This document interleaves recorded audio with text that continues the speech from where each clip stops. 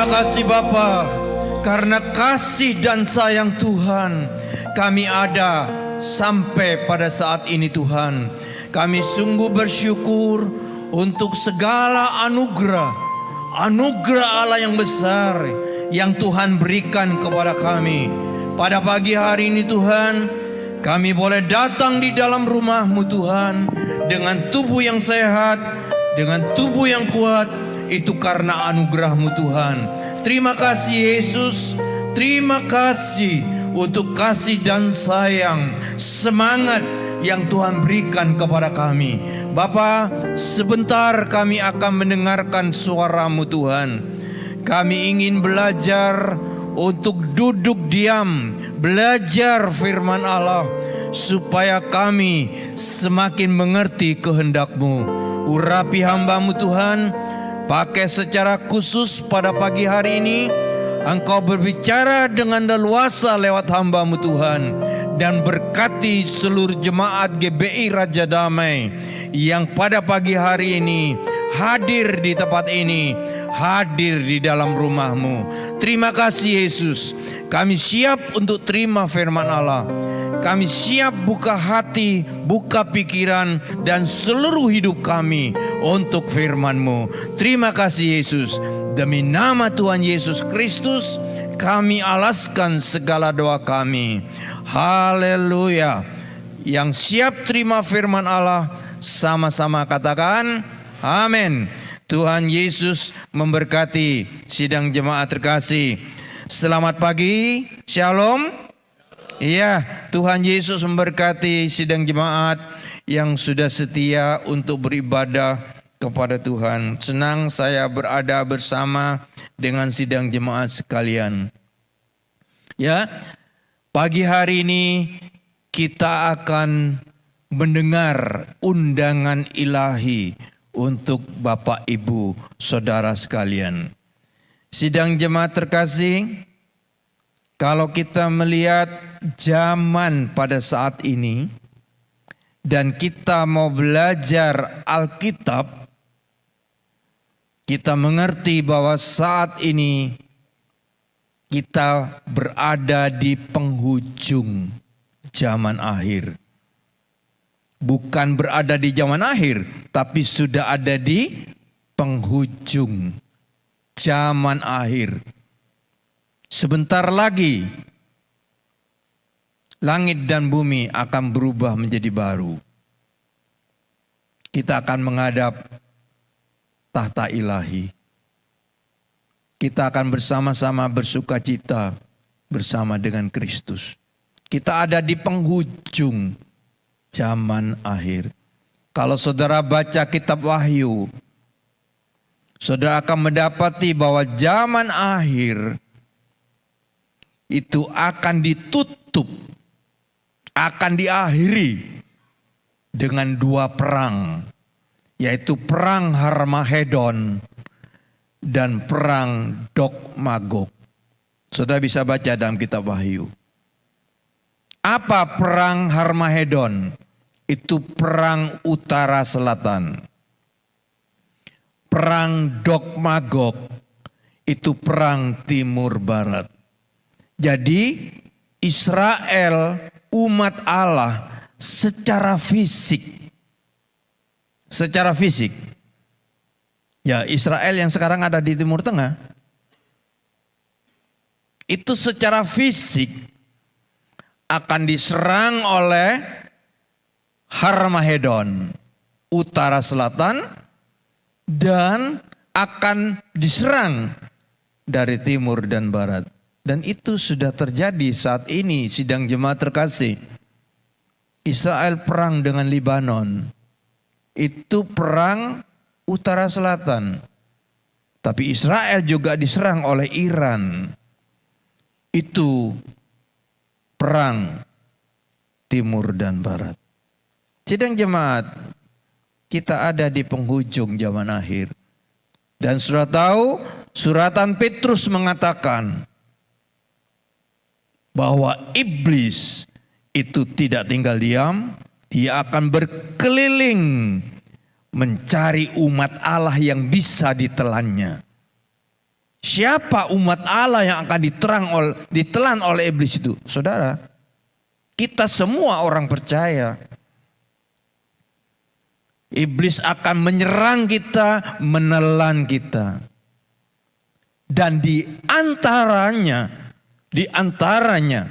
usaha iblis adalah melemahkan iman kita lewat masalah, lewat beban. Jadi jangan salah kalau saat-saat ini kita orang percaya itu mengalami banyak beban. Beban berat, masalah berat. Karena apa? Karena iblis memang gencar melakukannya, karena waktunya bagi dia itu tidak lama lagi. Tapi ada berita baik pagi hari ini yang perlu sidang jemaat terkasih dengar. Ada undangan dari Yesus untuk Bapak, Ibu, Saudara sekalian. Saya bacakan dari kitab Matius pasal yang ke-11 ayat 28 ayat 30. Demikian undangan Yesus untuk sidang jemaat terkasih. Untuk orang-orang yang dikasih oleh Yesus. Demikian bunyi firman Allah ayat 28. Marilah kepadaku. Yesus undang saudara. Marilah kepadaku. Siapa? Semua yang letih, lesu, berbeban berat. Apa janji Tuhan untuk saudara? Yesus mengatakan, aku akan memberikan kelegaan kepadamu. Amin. Iya. Masalah boleh datang untuk saudara. Beban berat boleh saudara alami. Tapi Yesus mengasihi saudara. Yesus mengatakan, marilah kepadaku. Aku akan memberikan kelegaan kepadamu. Ayat 29, ada berkat yang kedua. Pikulah kuk yang kupasang dan belajarlah kepadaku. Karena aku lemah lembut dan rendah hati. Maka jiwamu akan mendapat ketenangan. Ini berkat yang kedua. Sidang jemaat terkasih, betapa perlunya saat-saat ini kita mengalami kelegaan. Dan yang kedua, betapa perlunya saat-saat ini kita mengalami ketenangan hidup, ketentraman. Di tengah-tengah dunia yang sudah tidak tenang, dunia yang sudah tidak tentram, Yesus menjanjikan ketenangan untuk saudara. Amin. Sebab kuk yang kupasang, kata Yesus, itu enak dan bebanku pun ringan. Luar biasa. Sidang jemaat terkasih, ini bukan sekedar undangan biasa. Ini undangan dari Allah untuk saudara. Terima firman ini. Terima berkat ini. Yesus mengundang saudara yang letih lesu, berbeban berat. Saudara yang penuh persoalan. Mungkin saudara yang sedang sakit saat ini. Saudara punya penyakit yang mungkin berat. Dokter mengatakan sulit untuk disembuhkan. Yesus undang saudara. Yesus akan beri kelegaan. Yesus akan beri ketenangan hidup. Saudara, lega. Saudara ngerti lega? Kalau sudah melihat orang yang sesak napas, kena asma. Ya, sulit napas. Sulit napas. Dan ternyata dia lepas dari kesulitannya bernapas. Lega. Apa artinya? Bebas. Bebas dari semua beban. Yesus menjanjikan kelegaan kepada saudara. Karena Yesus peduli kepada saudara. Yesus ingin menanggung beban saudara. Dia siap menanggung beban saudara. Yesus menjanjikan kelegaan untuk saudara. Tapi ada 3 hal yang harus kita lakukan. Dari ayat yang kita baca tadi, 28 dan 29. Ada 3 kata yang akan kita pelajari pada pagi hari ini. Kalau saudara ingin mengalami kelegaan, ketenangan hidup. Yang pertama, Yesus mengatakan apa? Marilah kepadaku. Jadi yang pertama, datang kepada Yesus. Saudara harus datang kepada Yesus. Ini undangan untuk orang percaya. Ini undangan untuk saudara. Kalau saat ini saudara ada persoalan, ada beban berat, datang pada Yesus. Percaya, Dia sanggup untuk tolong saudara. Karena Dia El Shaddai. Dia sanggup. Bahkan Bapak Ibu Saudara sekalian, ada perkara-perkara yang tidak bisa dilakukan oleh manusia, tapi Yesus sudah melakukan untuk saudara. Apa saja? Yang pertama, Yesus sudah mengalahkan iblis untuk saudara. Manusia tidak bisa mengalahkan iblis. Yesus kalahkan iblis untuk saudara. Yang kedua, Yesus kalahkan dunia untuk saudara. Yang ketiga, Yesus kalahkan maut untuk saudara. Saudara bebas dari maut karena saudara percaya kepada Yesus. Itu semua karya Yesus untuk saudara. Yesus sudah melakukan semua untuk saudara. Karena itu belajar percaya kepada Dia. Datang kepadanya. Datang kepadanya. Kalau saudara punya beban saat ini, beban yang berat, persoalan yang berat, saudara tidak mampu menanggung, datang kepada Dia. Cari wajah Yesus. Tersungkur di bawah kaki Tuhan, memohon kepadanya. Karena Dia sudah mengerjakan semuanya untuk saudara. Itu yang pertama. Yang kedua, Yesus katakan apa? Pikulah kuk yang kupasang. Pikul kuk yang Yesus pasang. Apa kuk itu? Itu kuk. Tahu ya kuk ya? Kalau saudara melihat apa? Melihat zaman dulu itu di Surabaya masih ada apa? Masih ada apa? Dokar. Ditarik oleh sapi. Masih ada dulu. Saya masih ingat waktu saya di Surabaya dulu sering. Ya, dulu ada tram. Tramnya dihapus. Ya. Tapi masih jarang mobil, lebih banyak dokar. Lebih banyak pedati.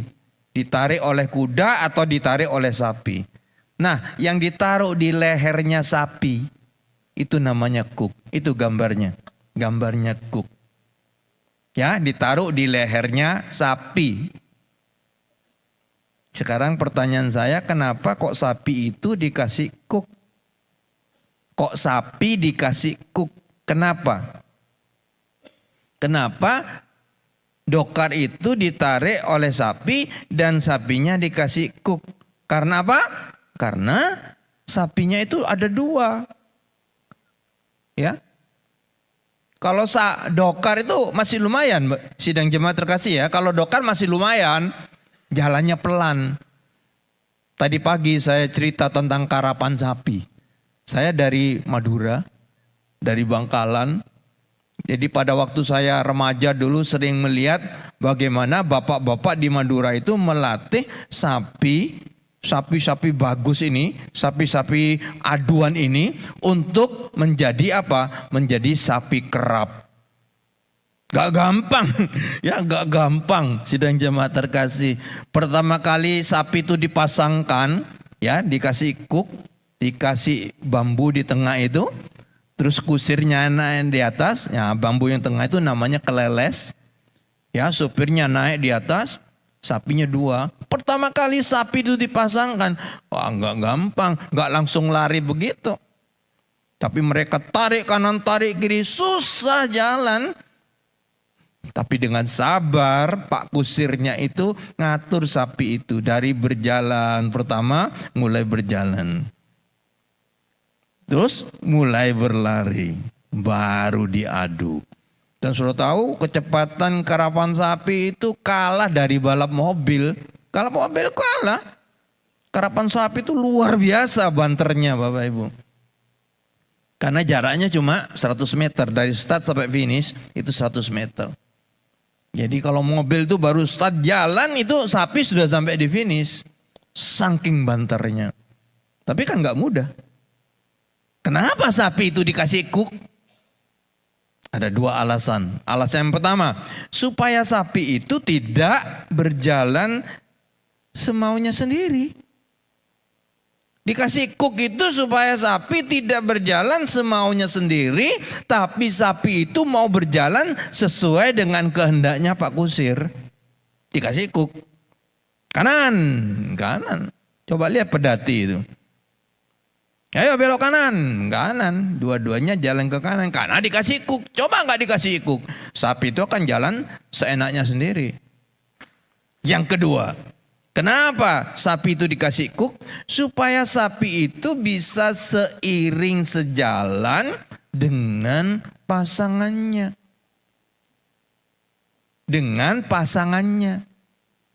Sapi ini, dua sapi ini punya pemikiran yang berbeda. Punya keinginan yang berbeda. Punya niat yang berbeda. Punya kehendak yang berbeda. Sama dengan kita, suami istri, punya keinginan berbeda, watak berbeda, karakter berbeda. Perlu kuk supaya seiring sejalan. Dan kita berjalan menurut maunya Pak Kusir. Makanya firman Allah mengatakan, tali satu lembar mudah diputuskan. Tapi tali 3 lembar itu sulit diputuskan. Siapa 3 lembar itu? Suami, istri, dan satu oknum lagi. Yesus harus ada di situ sebagai kusirnya. Kalau suami istri pakai kuk berjalan mengikuti maunya Kristus, semuanya akan seiring sejalan. Ya? Kenapa sapi dikasih kuk? Supaya tidak berjalan semaunya sendiri. Tapi yang kedua, supaya bisa seiring sejalan dengan pasangannya. Tidak tarik-tarikan. Allah pasang kuk kepada jemaat Tuhan. Supaya kita tidak semau gue. Yang kedua, supaya kita bisa berjalan bersama-sama. Jemaat ini loh bisa kompak, berjalan bersama-sama, tidak terpecah belah, tidak bertikai. Saudara yang dikasih Tuhan, kalau jemaat itu bersatu, kompak, tidak bertikai, sudah tahu berkat korporat yang luar biasa dari Allah Bapa itu akan turun pada jemaat Tuhan. Dan kalau jemaat Tuhan dipenuhi oleh berkat Allah, maka kita pribadi lepas pribadi itu akan mengalami berkat yang luar biasa dari Tuhan. Sudah baca kitab Mazmur. Tapi itu perlu seiring, sejalan, kompak. Itu perlunya kuk. Memikul kuk itu artinya menyerahkan seluruh kehendak kita 100% kepada kehendak Allah. Sama seperti sapi itu. Sapi dikasih kuk, maka dia tidak bisa kemana-mana menurut kehendaknya sendiri, tapi kehendaknya Pak Kusir. Kalau kita siap pikul kuk yang Yesus pasang, itu artinya kita menyerahkan seluruh kehendak kita 100% kepada kehendak Allah. Berkat Allah melimpah dalam hidup kita. Dan janji Tuhan apa? Kalau saudara mau pikul kuk, jiwamu akan mendapat ketenangan. Saudara, kenapa kita tidak tenang dalam hidup? Karena kita tidak mau pikul kuk. Karena kita tidak mau diatur oleh Yesus. Kita tidak mau diatur oleh firman Allah. Ya? Apa kuk? Ya, kita lihat sebentar apa kuk. Kalau saudara di rumah nanti punya Alkitab dalam bentuk buku, bukan HP ya. Kalau di HP nggak ada. Kalau saudara masih punya buku, nyimpen buku, ya, maka Alkitab dalam bentuk buku itu biasanya lengkap, ada referensinya. Apalagi yang terbitan luar seperti Thomson Bible. Ya, Thomson Bible itu ya, Alkitabnya separuh. Separuh yang bawa itu footnote. Footnote, keterangan ayat demi ayat. Pada waktu saya pertama kali ditabiskan jadi pendeta 40 tahun yang lalu. Saya belajar naik mimbar. Ya, sebelum saya jadi pendeta, sebelum saya ujian jadi pendeta, saya sudah melayani mimbar. Tapi pada waktu saya ujian pendeta, terus saya ditabiskan jadi pendeta, saya punya kewajiban. Saya tidak boleh sembarang sampaikan firman. Ya, supaya apa? Rasul Paulus mengatakan, aku petinju yang tidak sembarang memukul. Aku pelari yang tidak sembarang berlari. Aku punya tujuan. Supaya apa? Supaya jangan sampai setelah saya memberitakan Injil, saya ditolak oleh Tuhan. Saya nggak boleh salah. Dan buku pegangan saya, handbook saya itu adalah Thomson Bible. Jadi pada saat saya nggak ngerti, saya buka Thomson Bible. Pada saat saya nggak ngerti, saya buka Thomson Bible. Karena Thomson Bible itu separuhnya itu footnote, penjelasan semuanya. Ya, kalau saudara punya Alkitab dalam bentuk buku di rumah, nah Alkitab apa saja dalam bentuk buku ada footnote. Nanti di situ buka Matius 11 ayat 28 sampai 30, ada keterangan di bawahnya. Nah di situ saudara akan melihat apa artinya cook. Ya, nah karena saudara semua belum tentu punya buku Alkitab, saya bacakan untuk saudara ya. Yeremia 6 ayat 16, ada dua footnote. Footnote yang pertama, Yeremia 6 ayat 16. Demikian bunyi firman Tuhan, beginilah firman Tuhan, ambillah tempatmu di jalan-jalan, lihatlah, tanyakan jalan-jalan yang dahulu kala. Jadi kita itu disuruh berdiri di jalan, tanyakan kepada orang-orang itu. Dari sejak zaman dulu sampai saat ini, apa yang saudara tanyakan? Di manakah jalan yang baik? Terjemahan yang lebih tepat, di manakah jalan yang benar? Jalan yang benar. Terus firman Allah mengatakan apa? Tempuhlah itu. Tempuhlah jalan yang benar itu. Maka jiwamu akan mendapat ketenangan. Itu kuk. Yesus mengatakan, pikulah kuk yang kupasang, jiwamu akan mendapat ketenangan. Dijelaskan oleh Yeremia, tempuhlah jalan yang benar. Jiwamu akan mendapat ketenangan. Itu kuk. Jadi memikul kuk itu mengikuti jalan Tuhan, jalan yang benar. Lebih lengkap lagi ya, Yesaya 32 ayat 17. Demikian dikatakan di situ, di mana ada kebenaran, di situ akan tumbuh damai sejahtera. Di mana ada kebenaran, ada damai sejahtera. Dan akibat dari kebenaran adalah ketenangan dan ketentraman untuk selama-lamanya. Jadi jelas bahwa kuk itu adalah jalan yang benar. Kuk itu adalah firman Allah. Pikul kuk yang Yesus pasang. Berjalanlah ngikuti firman Allah. Kita akan tenang. Sidang jemaat terkasih, memang firman Allah, kuk itu di dalamnya banyak larangan. Kesana enggak boleh, kesini enggak boleh. Kita tidak bebas. Matius pasal yang ke-7 mengatakan jalannya sempit.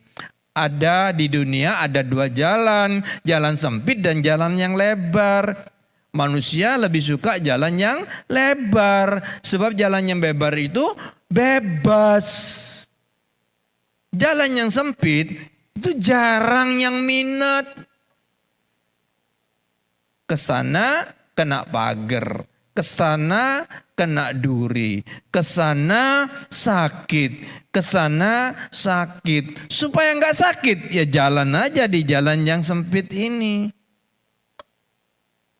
Tapi jalan ini yang menuju kepada kehidupan yang kekal. Jalan yang lebar menuju kepada kebinasaan. Itulah kuk. Ya, Yesus mengatakan, kuk yang kupasang itu ringan, enak, tidak berat. Kalau saudara jalani firman Allah, enggak berat. Tapi satu hal yang akan saudara terima, jiwamu akan mengalami ketenangan. Kalau saat ini saudara enggak tenang, selalu gelisah, banyak persoalan, apalagi saudara sampai enggak bisa tidur. Susah, enggak bisa tidur. Pelajari firman Allah. Hidup di dalam firman. Jiwamu akan menjadi tenang. Ya? Kuk itu yang ada di kepalanya sapi itu, lehernya sapi itu baru berat bagi sapi itu kalau sapi itu tidak berjalan mengikuti kehendak Pak Kusir. Jadi kalau sapi yang dipasangi kuk itu satu mau ke kanan, satu mau ke kiri, tarik-tarikan, sakit lehernya pasti. Sapi itu akan teriak, sakit, sakit, dipasangi kuk sakit. Kenapa? Karena tidak mau berjalan mengikuti kehendaknya Pak supirnya, Pak kusirnya. Tidak mau hidup seiring sejalan, sakit. Tapi kalau kita mau mengikuti kehendak Pak kusir, maka kuk itu ringan. Firman Allah itu enak. Firman Allah itu yang akan membawa jiwamu tenang. Amin? Gak ada amin. Iya. Susah ya. Susah, tapi itulah yang membuat kita menjadi tenang. Yang ketiga, Yesus mengatakan apa? Belajarlah kepadaku. Belajar kepada Yesus. Coba, Yesus ngajari apa? Belajar kepadaku. Saudara harus belajar kepada Yesus. Belajar apa? Yang pertama, Ibrani 5 ayat 8. Sekalipun Yesus adalah anak Allah, sekalipun ia adalah anak, Yesus itu anak Allah. Tapi lihat bahwa Yesus belajar menjadi taat dari apa yang telah dideritanya. Belajar taat. Yesus mengatakan belajarlah kepadaku. Belajar apa? Yang pertama, belajar taat. Yesus itu begitu taat, nurut kepada Bapanya di surga. Walaupun dia harus lewat salib. Yesus tahu salib itu berat. Yesus mengatakan kalau boleh cawan ini lewat dari aku. Tapi bukan kehendakku, kehendak Bapa yang jadi. Kalau boleh cawan ini lewat dari aku. Tapi kalau Bapa menghendaki aku harus minum cawan ini, ya enggak apa-apa. Biar kehendak Bapa yang jadi. Nurut. Yesus begitu taat kepada Bapanya. Yesus mengatakan belajarlah kepadaku. Belajar taat. Taat. Taat pada firman Allah. Yesus itu firman. Yohanes 1 ayat 1 dikatakan pada mulanya adalah firman. Firman itu menjadi manusia bernama Yesus. Taat kepada firman. Saudara, taat itu dalam bahasa Ibrani itu syama. Syama. Bahasa Ibrani itu progresif. Jadi kalau ngajari satu kata itu progresif. Ini, setelah ini harus ini, setelah ini harus ini. Jadi kalau kita lihat taat dalam bahasa Ibrani itu ada tingkatannya. Jadi kita menjadi taat kepada firman, taat kepada Yesus kalau kita lewati syama. Yang paling dasar apa? Mendengar dengan baik. Mendengar dengan cermat. Jadi saudara nggak mungkin taat kepada firman kalau saudara tidak mendengar dengan cermat. Datang ke gereja, firman Tuhan disampaikan, saudara tidak mendengar dengan cermat. Di rumah baca firman, tidak baca dengan cermat. Baca dengan cermat. Baca dengan teliti. Dengar dengan teliti. Yang kedua, jadi baca dengan teliti. Tingkatan berikutnya apa? Memberi perhatian lebih. Jadi harus fokus. Fokus kepada firman. Baru tingkat yang ketiga. Apa? Paham. Jadi mendengar dengan cermat. Memberi perhatian lebih. Paham. Baru saudara taat. Orang yang gak paham firman gak mungkin taat kepada firman. Yesus mengatakan belajar kepadaku. Belajar apa? Belajar taat. Saudara akan taat kepada Yesus. Saudara kalau saudara paham betul firman Allah. Dan sebelum saudara paham, saudara harus mendengar dengan cermat. Memberikan perhatian yang lebih. Baru saudara paham. Berikutnya. Belajar dari Yesus, belajar apa? Ayat 29 tadi Matius 11 mengatakan apa? Sebab aku lemah lembut dan rendah hati. Belajar lemah lembut, rendah hati seperti Yesus. Yesus lemah lembut, rendah hati. Orang yang lemah lembut, rendah hati itu pasti disukai banyak orang karena dia penuh dengan belas kasihan. Gak bisa lihat orang menderita. Gak bisa melihat orang susah. Gampang jatuh hati. Ya, orang yang lemah lembut itu gampang jatuh hati. Ya. Yesus itu pernah tidak makan, kecapean, dia ngajak kepada muridnya, ayo kita pergi ke tempat yang sepi, kita beristirahat sebentar. Muridnya mengatakan siap, berangkat mereka.